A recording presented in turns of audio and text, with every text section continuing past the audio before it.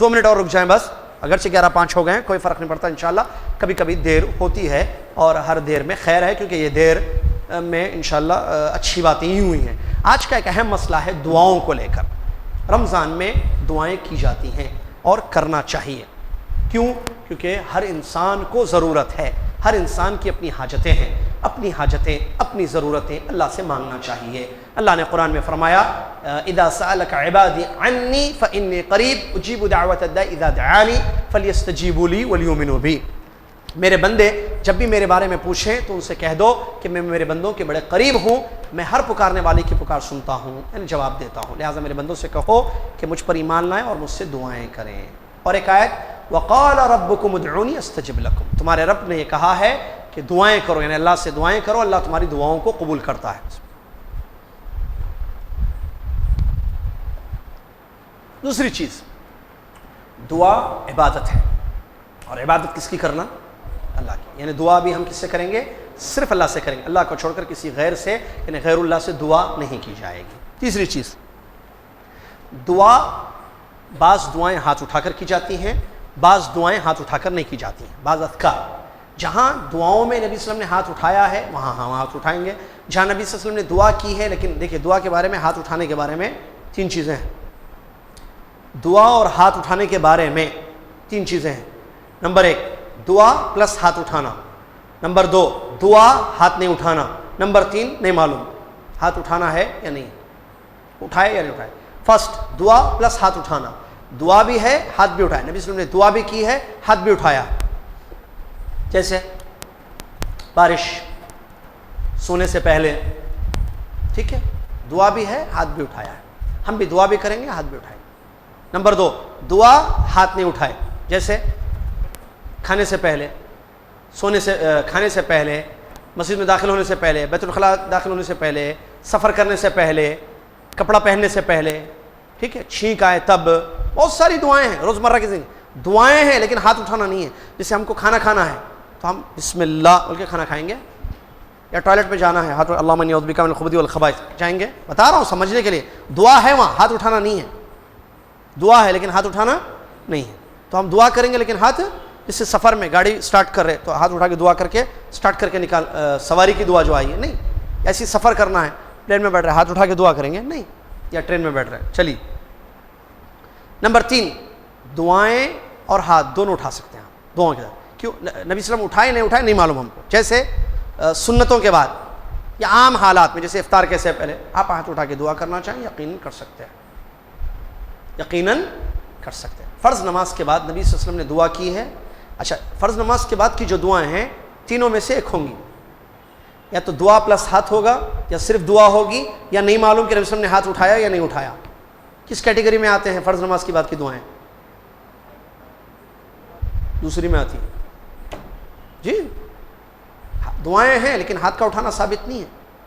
اللہم انت السلام ومنک السلام ہے دعا، رب اعینی علی ذکرک و شکرک ہے نا، وہ جو دعائیں لکھی رہتی ہیں فرض نماز کے بعد کی دعائیں۔ نبی صلی اللہ علیہ وسلم دعا کرتے تھے سبحان اللہ الحمدللہ، اس سے پہلے بھی آیت الکرسی، اللہم رب بہت ساری دعائیں ہیں نا، اللہم کیا ہے، اللہم لا مانع لما اعطیت ولا معطی لما منعت ولا ينفع، یہ سب دعائیں ہاتھ اٹھایا نبی صلی اللہ علیہ وسلم نے۔ میرے استاد فضیلت الشیخ عبد المحسن بدر حفظہ اللہ، جن کو کنگ فیصل ایوارڈ ملا ہے ماشاءاللہ، ابھی آج کی خبر ہے ماشاءاللہ، ان کو جائزۃ المدینہ، مدینہ کا جو ایک بہت بڑا ایوارڈ ہوتا ہے وہ ایوارڈ ان کو ملا ہے، جائزۃ المدینہ۔ فضیلت الشیخ بہت بڑے محدث ہیں، بہت بڑے عالم دین ہیں، مسجد نبوی میں تقریباً 30 سال سے درس دیتے ہیں، کتب ستہ پوری انہوں نے پڑھا دی، بہت بڑے فضیلت الشیخ عبد المحسن بدر العباد حفظہ اللہ، جو بہت بڑے عالم دین کے والد بھی ہیں، فضیلت الشیخ عبد الرزاق بن بدر کے، ٹھیک ہے، وہ میرے استاد تھے، میں نے خود ان سے اس مسئلے کی پوری وضاحت کی فرض نماز کے بعد دعاؤں کا، تو ان سے یہی بات معلوم ہوئی کہ نبی صلی اللہ علیہ وسلم نے دعا کی تھی، ہاتھ نہیں اٹھایا تھا، لہٰذا تم بھی دعا کرو ہاتھ مت اٹھاؤ۔ ہاں سنتوں کے بعد آپ ضرور ہاتھ اٹھا سکتے ہیں، ٹھیک ہے۔ چلیے یہ ہاتھ اٹھانے کے سلسلے میں تھا۔ دوسری چیز دعاؤں کے آداب میں سے یہ ہے کہ آپ جو ہے یقین سے مانگیے اللہ تعالیٰ سے، شک سے نہیں، اللہ تو چاہے تو دے دے، یہ شک ہے، یقین اللہ دیتا ہے، آپ مانگیے مانگنے۔ نمبر 2 عاجزی اور انکساری سے مانگیے، کیونکہ آپ مانگ رہے ہیں کس سے؟ رزاق سے، اللہ رب العالمین سے دعا کر رہے ہیں، لہٰذا پوری عاجزی اور انکساری ہو. آپ محتاج ہیں، اللہ غنی ہے، لہٰذا آپ اپنی محتاجی رکھیے اللہ کے سامنے اور اللہ سے دعائیں کیجیے انشاءاللہ. تیسری چیز، دل سے مانگنا اللہ سے، غافل دل سے نہیں، دل سے. جیسا کہ مسند احمد کی حدیث ہے، موسیٰ علیہ السلام نے ایک آدمی کو دیکھا جو غفلت سے اللہ سے دعا کر رہا تھا، تو اس کو نصیحت کی. پورا لمبا واقعہ ہے وہ، ٹھیک ہے. تو اس واقعے سے بھی یہ بات، دل سے مانگنا، یہ نہیں کہ ہم دعا کر رہے ہیں دل کہیں اور ہے، نہیں، یہ تو غافل دل کو اللہ نہیں دیتا ہے. لہٰذا دلجوئی کے ساتھ دل کو اکٹھا کر کے دل سے اللہ تعالیٰ سے دعا کرنا چاہیے اور اللہ کے وعدوں پر یقین ہونا چاہیے. اللہ دعائیں ضرور سنتا ہے. اگر وہ چیز جو آپ مانگ رہے ہیں آپ کو دینا مناسب ہے تو اللہ ضرور دے گا، ورنہ آنے والی کوئی مصیبت ٹلا دے گا، یا کل قیامت کے دن نیکی کی شکل میں اللہ تعالیٰ آپ کی اس دعا کو ضرور محفوظ رکھے گا. آخری چیز، دعا کرنے کے بعد ہاتھ پھیرنا کیا کسی صحیح حدیث سے ثابت ہے یا نہیں ہے؟ جواب، کسی بھی صحیح حدیث سے ہاتھ اٹھا کر جو دعا کی جاتی ہے، جیسے افطار کے وقت ہم کریں یا تہجد کے وقت کریں یا عام حالات میں کریں، سنتوں کے بعد کریں، اس کے بعد پھیرنا، یہ جو حدیث آئی ہے وہ صحیح نہیں ہے، اتھینٹک نہیں ہے. صحیح کسی حدیث سے ہاتھ پھیرنا ثابت نہیں ہے. لہٰذا دعا کیجئے ہاتھ اٹھا کر، اگر آپ تو چھوڑ دیجیے. اسی طریقے سے دعا کے آداب میں اللہ کی تعریف کرنا، نبی علیہ السلام پر درود پڑھنا اور دعائیں کرنا. اور اسی طریقے سے خاص اپنے لیے دعا نہیں کرنا. اگر آپ دعا کروا رہے ہیں، ٹھیک ہے، خاص اپنے لیے دعا نہیں کرنا بلکہ عمومیت اور شمولیت ہونی چاہیے.